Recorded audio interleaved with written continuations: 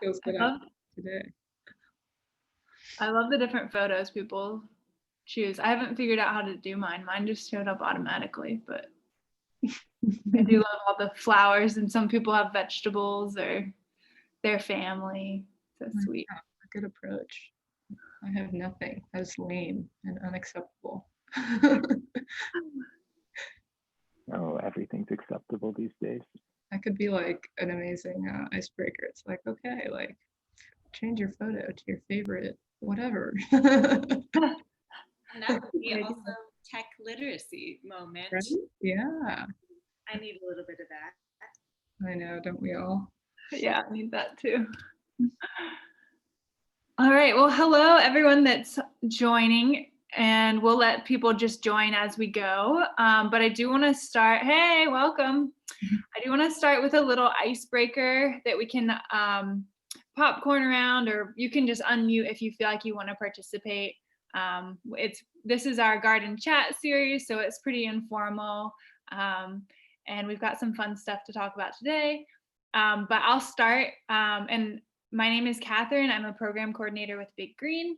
And for our icebreaker today, I just wanted to get the conversation going with sharing either your favorite way to prepare greens or your favorite way to prepare a dessert, like thinking about this time of year when people celebrate holidays and there's, in years past, gatherings and that kind of thing. So I will share my favorite way to prepare greens.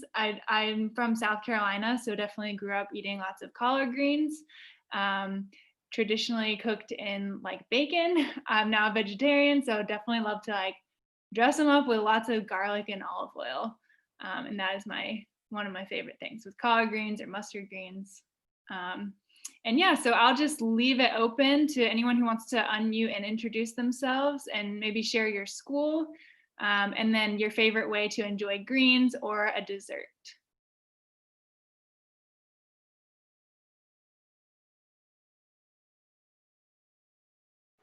I can go. My name is Tashonda Hall from Catha Elementary. Catha is in East Garfield Park neighborhood. My favorite dessert to make is pretty much any cake from scratch. I feel like it tastes 10 times better when you make it from scratch. Thank you.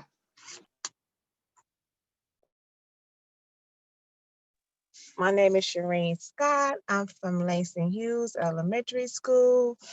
I'm a pre-K blended teacher, and my best way to prepare greens or any dessert is to buy it, because I do not like to cook.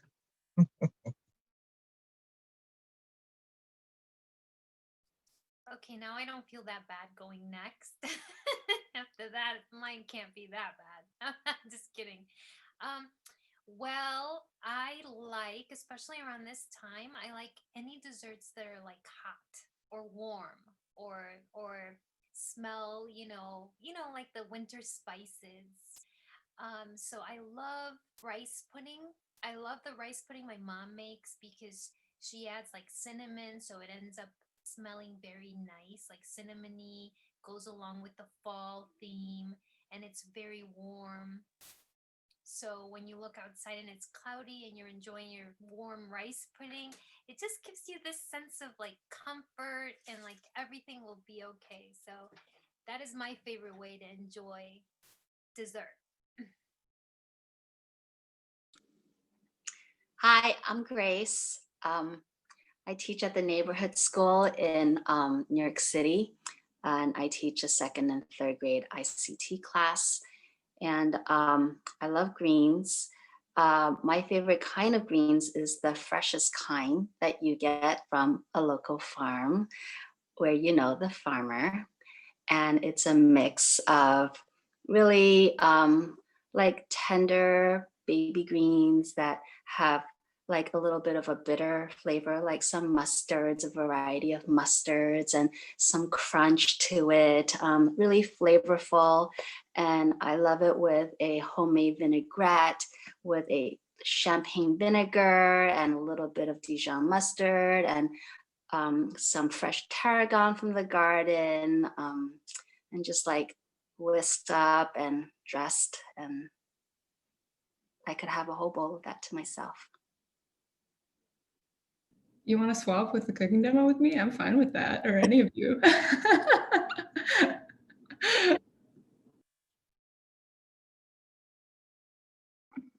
I'm Monica. I teach at Kilmer Elementary. My favorite way to prepare greens is I love baby greens with like a citrus vinaigrette, and then you can add anything.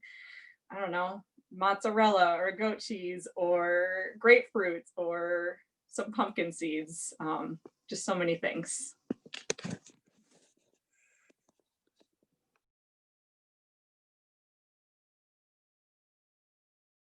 I guess I could go. So, hi everybody. I love hearing from all of you. My name is Caitlin. I work with Pilot Light. Welcome, and so glad to meet and see and be in space with all of you. And just slowly getting more hungry as this goes on, which is totally fine. I would say I'm going to do dessert because greens is too hard. But I would say typically for dessert, I really love pumpkin pie. It's actually like one of my favorite things in the world.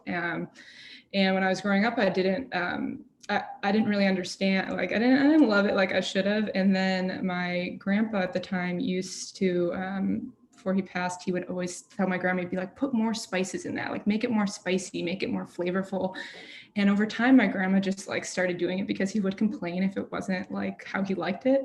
And I grew to like it a lot more. I always say like, as my grandpa enjoyed it that way. And so now I make it that way. And my grandma always jokes with me. She's like, so what's the real recipe off of it? And I was like, well, it shifts a little bit each year. Like sometimes I forget and I put like extra nutmeg or extra allspice or something.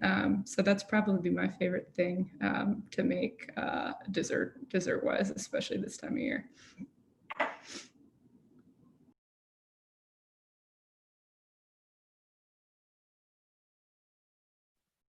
I can go next. I'm Sam Kaintop, everybody. I'm the program manager here at Big Green. I love eating greens. I try to have some form of green in just about all my meals, raw and cooked. I think maybe one of my favorite and my go-to recipes is sauteing a ton of garlic and then wilting the greens into the garlic and finishing it with lemon. It's super simple. And yeah, I make it all the time.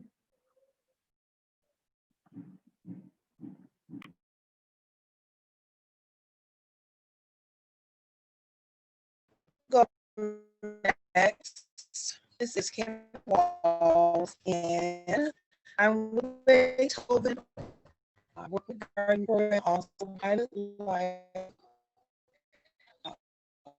One of my favorite things to eat is beans.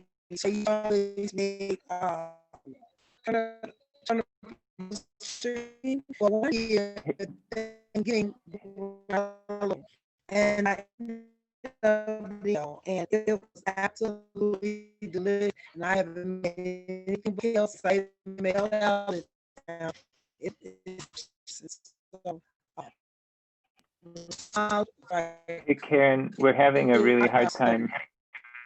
We're having a hard time hearing you. It sounds like your phone connection is a bit broken. All I heard was absolutely delicious through some of the garbled static. So I really am missing hearing what was absolutely delicious, but maybe you might need to move to a different location or try a different connection. Okay, are you able to hear me better now? Not really, no, I'm sorry. I'm sorry. And I'm putting up the video, so it's better here. Okay, I did the chat. And I heard chat. That sounds good. Sorry, thank you. For those of you who just joined, we're just sharing our favorite ways to cook greens or favorite dessert as a fun icebreaker, and we're about to kind of transition on to. So feel free to utilize the chat and introduce yourself as well. Well, my name is Gina. My favorite dessert is flan. It's real easy to make. Just condensed milk, eggs, beat it all together and put it in the oven. You're done. Pretty simple.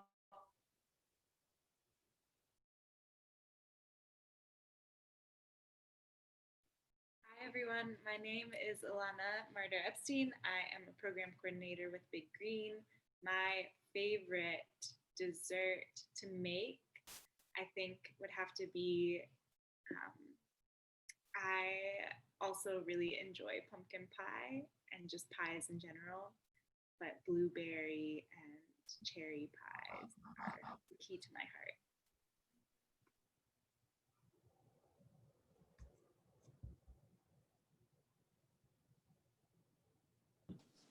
All right. Hey, Well, oh, go ahead, Amina. So Amina Bahlul with Big Green, and my favorite greens that I didn't appreciate when I was younger is a green called mulukhia. And when you cook it down, it kind of has like the sliminess of okra, which is why I didn't like it as a child, but now I very much appreciate it. And traditionally it's cooked with like rabbit, but I like to make it with like chicken, and put a ton of garlic in there, a ton of lemon in there. And yeah, absolutely love it.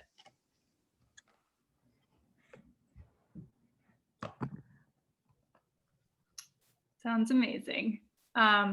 All right, well, thanks everyone for sharing. We're gonna move along, but please feel free to continue sharing in the chat if you'd like to share your favorite way to cook greens and or your favorite dessert. And with that, I'm gonna hand it off to Alana, who's gonna introduce our first presenter. Yes, so I hope that you are all sufficiently hungry. We are going to get into the cooking section of this chat. We're so excited to have Caitlin Ahrens here on the call, who works with Pilot Light. She's the food education support manager with Pilot Light, and maybe some of you know her. Also, I have tasted Caitlin's food in person and it's delicious. So we're excited to have Caitlin do a cooking demo for us today, which you can follow along, cook along, save the recipe for later, all of that good stuff. Cool. Well, thank you for that amazing introduction, and so grateful to be here. Like I said, in space with all of you and chatting and convening. Please, at any time, feel free to like interrupt or send something in the chat. I know there's like a raise hand feature. You can unmute yourself and chat. This is a informal and space for us to all talk and connect with each other. So I hope you can make it that way too. But anyways, welcome. I'm so grateful to be here and to talk a little bit about some of my favorite things for Thanksgiving and things that you're probably familiar with during Thanksgiving. So you're welcome to cook along. You also totally do not have to. This will be made available in recording form. It's a very informal recipe, which is probably, as some of you are familiar, like is how a lot of chefs operate. So I definitely fit in that category, but I think a good chef knows that there's chefs in their presence, which are all of you. So in the spirit of that today, I'm going to talk about two specific vegetables, and the framework for what we're doing and what we do at Pilot Light, for those of you who are unaware or new, is that we connect food to classrooms. So we teach about food through food. So we use Common Core curricula to be a way in which we talk about food, but we also do it the other way, and in which we use food as a way to talk about Common Core curricula. So after this call, I'll be sharing some resources.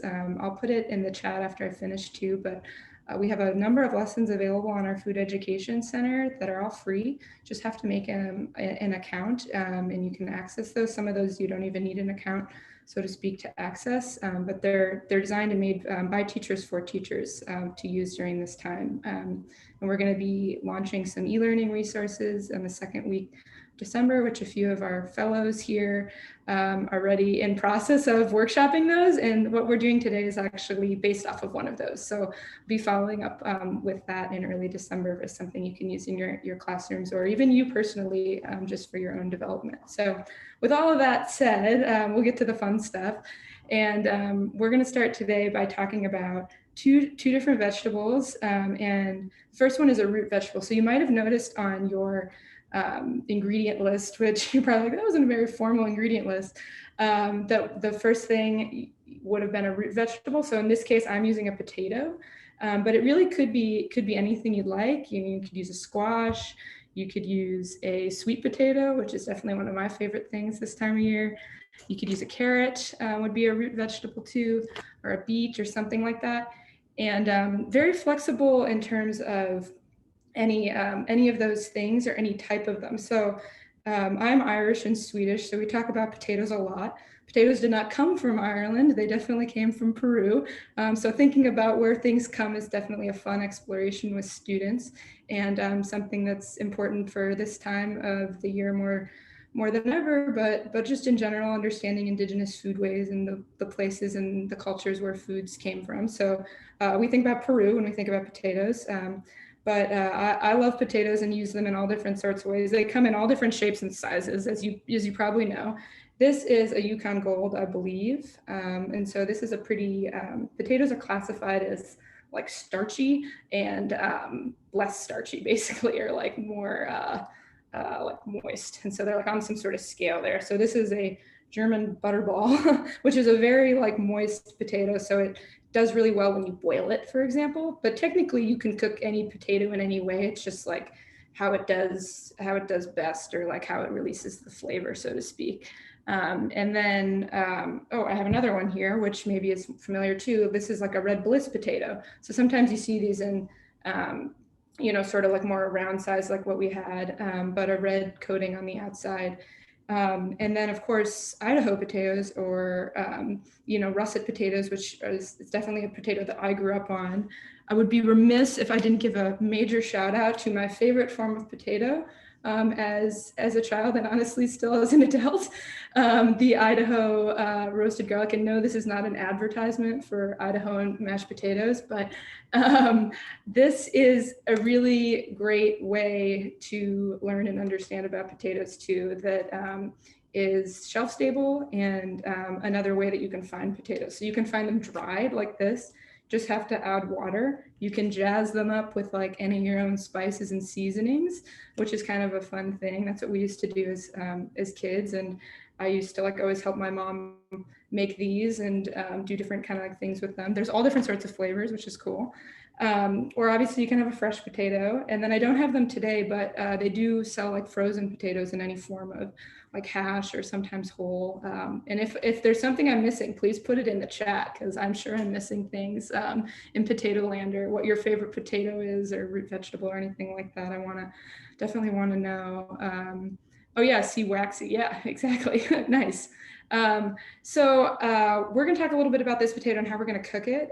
So I also did something kind of interesting to this Yukon Gold, which maybe you can tell sort of in the difference. If you see this one, it's kind of, in Zoom is not the greatest quality, but you might be able to see that this skin looks a little bit smoother and this one looks a little bit more wrinkly. And maybe you see that there's some holes in this one. So this is my Rachel Ray Food Network trick of the day, which I'm going to share with you because I think it's an incredibly helpful tip. So when we think about potatoes, we can cook them in all different sorts of ways, right? We can boil them, we can roast them, we can fry them, we can, like I said, freeze them and then do something else. We can dry them into a powder and then rehydrate them. They're incredibly adaptable things. They can store in our pantry for a really long time. Recommend covering them so they don't get something called solanine, which is when a potato turns green and you don't want to eat it. So definitely watch out for that. But they're an incredibly adaptable thing. And when I was growing up, we ate a lot of baked potatoes. And for us, baked potatoes are a family of 5. My dad would typically microwave them. So I kind of took that trick, and in the pandemic, when I was with my parents for a period of time, we sometimes my mom and I'd be working like later, and we just needed a trick and a way to cook something, and then kind of to elevate it or to make it taste a little different than what we were doing. So what we would do is we would microwave the potato, and this is truly my dad's trick, for I would say like per width of thumb, like 1 minute. So I microwave this one like 4 minutes, versus like this sweet potato, I microwave 2 minutes, 2 thumb widths. It's a very imprecise thing, but you know, use your judgment and, you know, your hands to feel it out. And what you want to do before you do that is you want to poke it. What you're doing is you're allowing the potato to let out some steam because there's a lot of moisture in here. So even if it's a starchy potato, there's still water in it because it took that from the ground and the way in which that it grew. And if you've never seen potatoes growing, it's super cool. We have our farm experts on here, so they can attest to this. But this is my book that I really like. And you can see that they grow in they're tubers, right? So they're these little pods. And when you grow them, and then these are, if you've ever seen a potato spudding like that, that's kind of what's happening. Basically, it's getting ready to grow, so to speak. But when you plant potatoes, you plant like these little mini starter potatoes, which is kind of a crazy thing. It's very different than a lot of other ways in which we grow something, and can be a really fun thing for you to explore, and that our lesson kind of goes into, like how that specifically, or how different vegetables grow. So back to our potato. So it's cooked mostly anyways, but as a chef and just a person who's perpetually looking to jazz something up, I like things crispy. So what I'm going to do is I'm going to cut this potato. We're going to go down here. So a couple important quick things. One, when you're holding a knife, always give yourself a really good grip. I put my thumb on one side like this, and then my index finger on the other. If you're a lefty, it would look like this. I'm not going to do that because I don't want to hurt myself, but that's how you want to grip it. And when you're holding things, you want to use a claw so that your knuckles to knife, as I sort of like to say. So this potato is a little squishy, which is great. And I'm just going to cut it in half. You guys are going to see really quickly that you could be done right here. This could be it. And you could flavor this up with sour cream, salt, pepper, spices, really like anything that you'd want. But like I said, I'm going to make this crispy. So I'm going to take this potato, and I'm going to leave the skin on, but because the skin is full of a lot of nutrients, saves you a step. You don't have to peel it, less food waste going down the drain. So I'm going to cut it just in quarters, and you can prepare this. This would be like a home fry kind of style. I like, because it's quicker, to just kind of do some nice slices like this. You can literally cut just about any vegetable this way, and you'll see it's breaking apart a little. I'm not one of those like chefs that worries too much about like what things look like, and I encourage you to not be as well. Most of the time people are just grateful to get food in their bellies, especially if it's Thanksgiving. I know that's how my family works. So you're gonna cut it up like that, and then like I said, it's very soft, so it's actually already cooked all the way through. And so now's your opportunity to doctor it up. I did something, and I just want to show you guys this. So this is a sweet potato. It's kind of a weird piece of a sweet potato. And sweet potatoes come in all different shapes and sizes, right? These are sweet potatoes I got in my farm box. So you get a lot of different things at the store. So if you've got something like this, you want to trim that off, of course, because that's kind of like it's just hard and not going to taste inherently good. So trim off those kind of root end pieces. You're going to see this mostly on a sweet potato. If you compost, you can put these in the compost. If you don't, you could potentially use that in like a soup or something. But the closer you get to it, the less you're wasting. And then same method actually here. Because this is soft, my knife is actually having a hard time going. So just be patient. And you can actually see that this one's cooked a little bit more than the other one. It's just a little bit softer. It's a beautiful orange color. Sweet potatoes can be like yellow on the inside. They can be white. I've even seen like bright red ones, really like anything. Oh, I saw someone, taro. Yeah, Grace, that's an awesome thing. Yeah, oh my gosh. Such a beautiful root vegetable that has so many intense flavors and is so pretty on the inside and just heavily used in all sorts of Asian cuisine. That's a great root vegetable that you could use here. The first time I had that was in chip form. And I was like, what is this beautiful thing? And my friend who is Korean introduced me in the many number of ways that you cook with it. So yeah, you be creative, use something that you cook with at your home. So I didn't cut these ones in quarters, you'll see, because I want to keep things about the same size. That's another like cooking hack. You just want things the same size so that they cook in the same amount of time. That's really why chefs do that. Sometimes it's because they're really like particular about things. Most of the time they just want things to cook in the same method. So I heard earlier a lot of people talking about lemon. So I'm going to add a little bit of lemon juice here. If you got a fresh lemon, cool, go for it. This stuff is great. You can keep this in your fridge for a long time. And then you don't have to crack a whole lemon, especially if you're just doing a little bit. So that's probably about a teaspoon that I put in there, maybe a little less, up to your flavor preferences and what you want to do there. Now, this next thing is my ultimate favorite. Oh yeah, this is upside down. You guys can't read it, but paprika. So I'm going to sprinkle a little bit of that in, which is great. And then the other thing that I think is a great hack, garlic powder, right? Like you can definitely have the garlic clove, but sometimes it's much easier to just use a little bit of powder so you don't have to go into the whole thing. And then of course, any herbs that you want.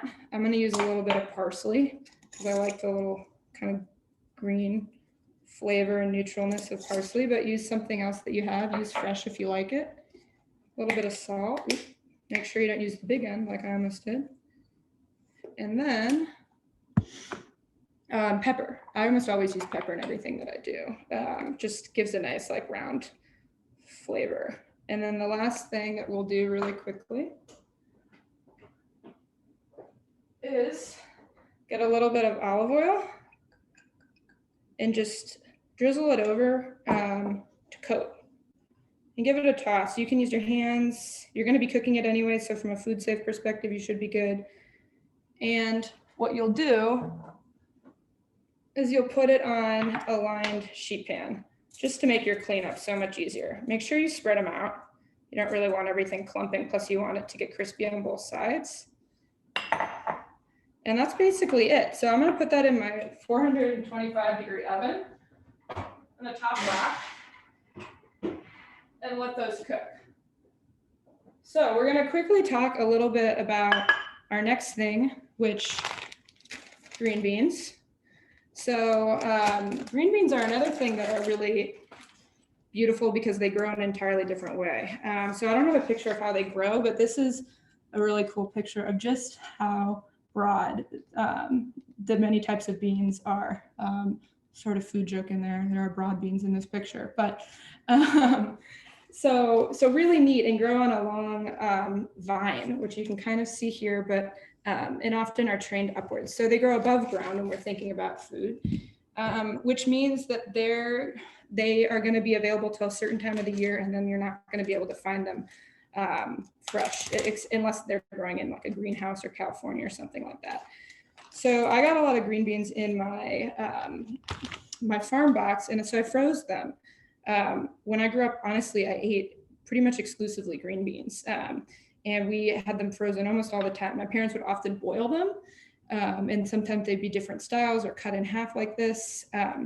But you know, if you're growing something or you get a lot of these fresh in the summer, you can blanch them. So just put them in a little bit of hot water, take them out, put them in a little, cold water to cool them down, and put them in a freezer bag, and you got them for the rest of the year.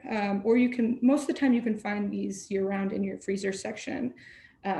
Sometimes those things are tricky with the pandemic, but usually all different sorts of varieties. So today I'm going to use these straight from frozen. And what I have here is just a small saute pan. This is great because it's going to cook things really quickly. With a tender green, like a green bean, you want to cook it quickly because it's going to release its juice really fast. So we're going to put a little bit of olive oil on here and then heat this up really fast. And I'll tell you guys basically what I'm going to do, and then we'll get into the next section of our workshop. But I can use the same bowl here. Maybe you want to use the same seasonings, maybe you don't. For me, I want to use thyme, a little bit different of a seasoning, but I still love the lemon. I think lemon with green beans is like next level good. It's just like brings out something. And I like them a little crispy, so honestly, I'm going to saute them very quickly and without much heat. So you're basically trying to reheat them since you already cooked them. A lot of times frozen green beans have already been blanched, which means they've already been partially cooked. So you don't have to do too much to them, which is why it's such a great thing to cook for the holidays or to, doctor up. I think could be a really fun idea if you have a family or you're cooking for a group. Like, what's your spice blend for the green beans? They're such a great vessel. We talked about greens as being in the beginning about being something that you can make your own, and you all had so many beautiful ways that you made it. Use that same philosophy for this. Like, what's Caitlin's green bean blend or something like that, and that could include like nuts or seeds. Maybe you make a green bean casserole and like the spices of like individual people. Maybe it's a little contest. I don't know. Have fun with it. Like, you really can do a lot with this specific vegetable, and because it's so quick and easy to put together. You can also get them canned. So these were actually some that my sister's fiance made because he likes canning things, as do I. You could do the same thing, like cook the canned ones up really quickly and with some spices, or you could eat them straight out of the jar, like in a salad, which is sort of what we do because we like pickled things. So a little bit of pepper. And then I'll show you guys what my heat looks like. So my oil is really hot. You can kind of see it moving around really quickly. So hopefully, oh yeah, great, you can hear it. And then if we were at the stove, I'd just be flipping these. So I'm gonna pop these back on the stove, and then I'll show you what they look like when they're done, but I wanna make sure we have time to get to the rest of our session. So that's basically green beans a la whoever, a la you, and potatoes also a la you. That's our cooking demo for today. Hopefully something you can utilize, have fun with, and here for any questions or anything that you all have. Hope you enjoyed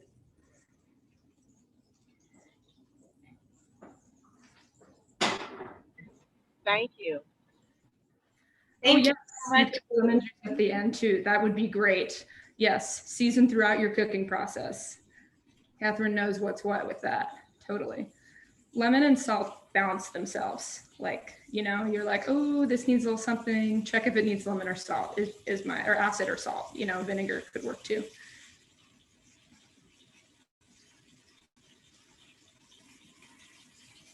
Oh, Sam, you're muted.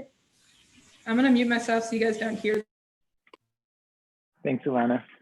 Thank you, Caitlin. That was fantastic. I love having some new inspiration for the kitchen. Before we get kicked off into some discussion, kind of riffing on a little bit of what Caitlin kind of got us going with thinking about food and recipes, we just wanted to acknowledge that while we're talking about food and celebration, right now we kind of also have to hold on to the fact that Thanksgiving is for many people, especially Indigenous people, a day of mourning and a time of mourning. And that the mythology of Thanksgiving is steeped in oppressive practices of white supremacist and colonial projects. And we're often taught in school the false narrative about the history of Thanksgiving and the Thanksgiving myth of a harmonious collaboration between Indigenous people and the colonists. And that myth erases the violence and the genocide of colonialism, which has taken and takes so many forms, and one of those forms being an attack on Indigenous foodways and native food systems. And so as a resident of Chicago, especially a resident who values land and who sees food as a powerful connector between ourselves and our community and the land, and as one who believes that food sovereignty is critical to a just and equitable society, I and we would like to acknowledge the original caretakers of this land, the Three Fires Confederacy, the Ojibwe, the Odawa and Potawatomi, and also the Miami, Anoka, Ho-Chunk, and Menominee, who also visited this land frequently and reside here. I'm humbled to be a guest on this land, and I work to support the lives and cultures of those individuals, the Indigenous people who continue to be the caretakers of this land. And so I just wanted to kind of make some space to hold these two things together, that while this is a time of celebration for many of us, this is also a challenging time, and there are these problematic aspects that exist within our Thanksgiving celebration. And as we talk about the celebratory aspects of this time, I think it's also important to hold space for the challenging and problematic aspects of our history and culture that Thanksgiving brings up. And so as we move into this discussion, I'll actually pass it pass the mic off to Alana, who can share some resources that have been helpful for us as we talk about Thanksgiving as a team and bring these lessons to you all as educators. Thank you, Sam. Yeah. So some resources that our team today all watched a film that on our Big Green at Home website, which I'll send the link in the chat. We have a free screening period for the film called Gather, which is about Indigenous foodways and reclaiming Native food tradition. I'm going to share the video for, I have a small clip that I'm going to share that really talks about this false narrative. And the film is really beautiful, does a beautiful job of upholding all of the ways that Indigenous folks connect to land and food. And so I'm going to share my screen and just share that clip.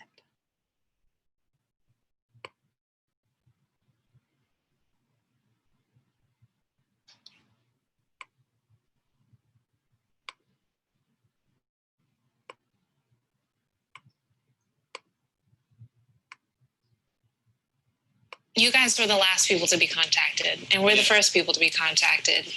And we were hit first, almost 400 years first, and then they started to move. Meanwhile, they're desecrating communities and ruining the lands. And so sort of this idea of Thanksgiving, if you will, that came from here, around Cape Cod. And now we all are deciding collectively that we don't want that story to continue. And we're sort of tired of pretending that that was the truth. Yeah. It doesn't serve anyone anymore. And it's nice that non-natives are also accepting the fact that this is false too. The story of colonization seems to be the same. They take what they like and they put their own spin on it. And that's kind of what we see happen, with the turkey on the table and the Thanksgiving and inviting the Indigenous people over, because that's what's been taught in schools and even over in California. But now, like you said, we start to see people are acknowledging that, yes, it is the Indigenous values of your people that even allowed America to thrive. And so that is a piece of this film that has many, many different stories and has many different characters and families that you follow throughout the film. If you are interested in hosting a viewing for your classroom, we also have a discussion guide for elementary school and middle and high school. So that's in the chat. Thank you, Catherine, for putting that in. And now we actually have time to open up the floor and connect ourselves and talk a little bit more about cooking and the things that we're planning for the upcoming, cold fall season. So I have just a couple of questions. What are some ways that some lessons that you're touching on in this time as we're nearing holiday season? And what are some recipes that you are excited to cook or will be cooking?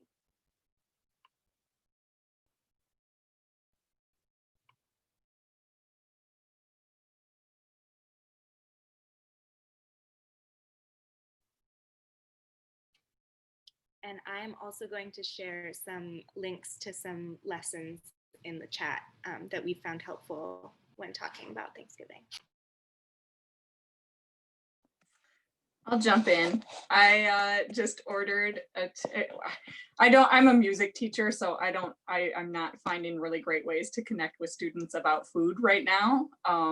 Although this will get my wheels turning. I'm going to pay more attention to that in the coming weeks because they do like snack and eat noodles right there in the camera, you know, or whatever, not just, you know, all sorts of snacks. But I did order a, we get our turkey every year from Greengrocer, coming from Gunthorpe Farms. And I think that, you know, our small local farmers are feeling this shift in holiday plans. And so we're gonna make a turkey, and I'm looking forward to having so many sandwiches and broth all winter long because it's just two of us.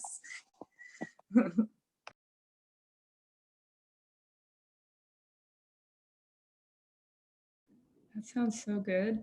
I actually still have some turkey broth from my turkey from last year. I use the last one every year to make the gravy for the following year. So that feels fitting. Good idea.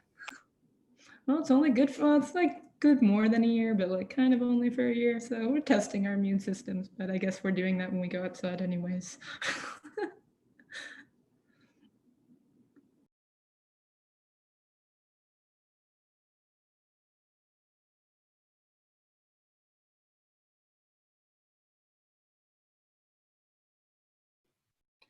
Is anyone doing any creative celebrations this year? Any sort of adaptations?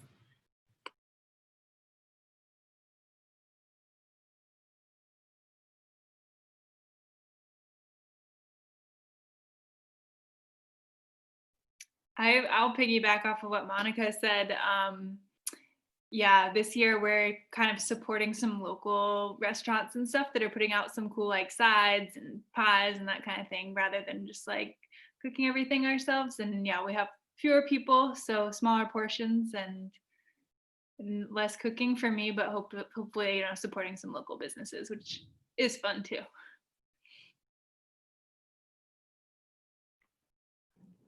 Katie on my team already knows this, but we typically bake all the desserts too. And historically, my grandma has made multiple pies, sometimes two of the same type of pie, which is not happening this year, which is probably good. But she won't be able to join us this year, which will be the first time that's ever happened, which is definitely, you know, a thing I think a lot of people are relating to in their, you know, families. And so sending love and, you know, hugs to all of you as you're navigating those differences. But my dad is Swedish and loves basically anything lingonberry. And so I ordered a lingonberry almond tart from a bakery that I really like up in Andersonville. And I was telling the restaurant the story about how we loved this dessert and we last had it on my dad's birthday. And they were like, oh, we can make a big one. I was like, really? I was like, that would be amazing. And so I'm really excited to bring a little bit of Sweden to the table because typically my dad has only really one thing that he likes, and it's his pureed squash with like spices, which is sort of similar to pumpkin pie, just like in a butternut squash form, which I also grew to love because of the spices in pumpkin pie probably, but he doesn't know about this yet. So it'll be a fun surprise that I'm excited to share with him come Wednesday afternoon if I can hide it.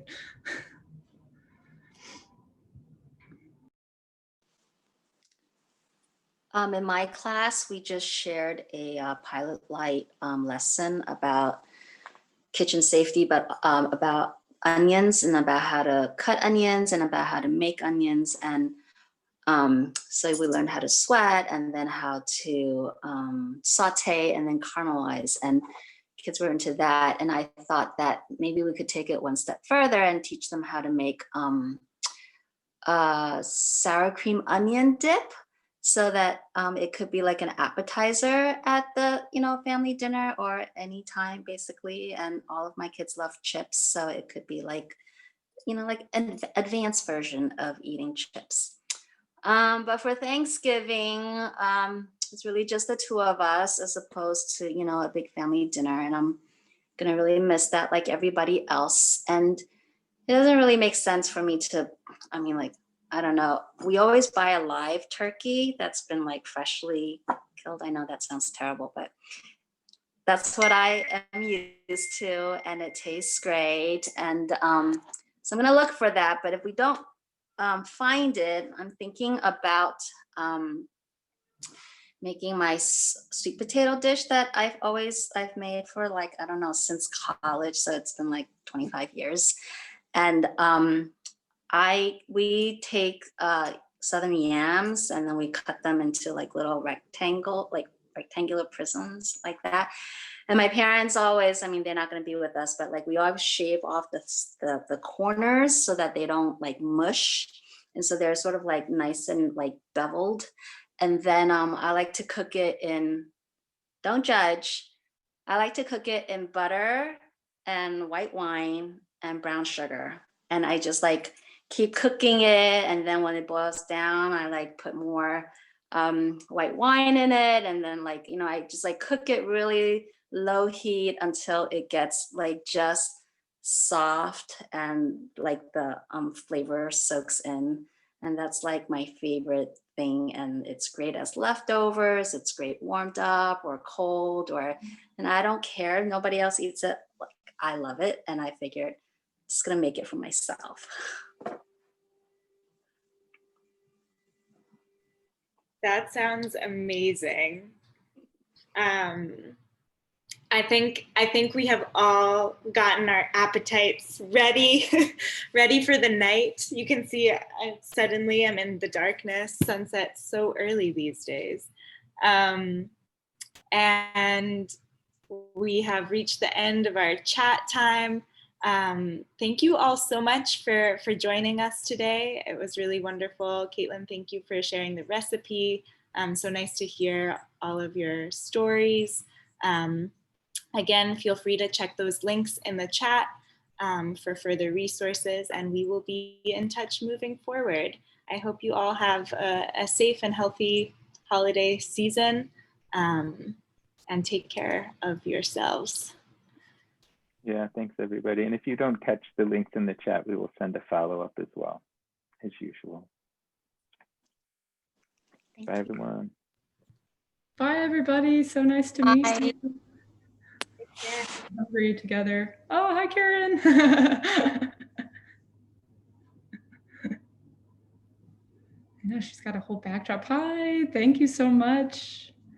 Bye, Jovita. Bye.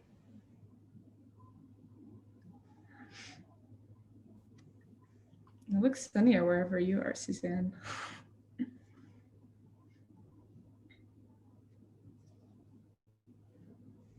I'm gonna have to make dinner like ASAP now, guys. Oh my goodness. Yeah, how long are the potatoes in the oven?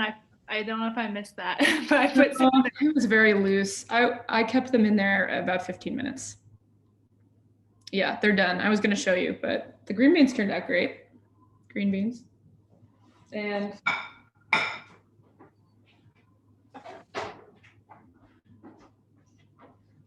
potatoes.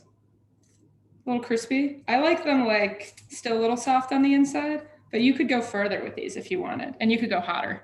Like you go 450 for sure. You just gotta wash them. Don't forget about them. That's what I was nervous about because I didn't set a timer. I was like, and then I looked and I was like, oh, 15 minutes because it's almost over it. So that's key.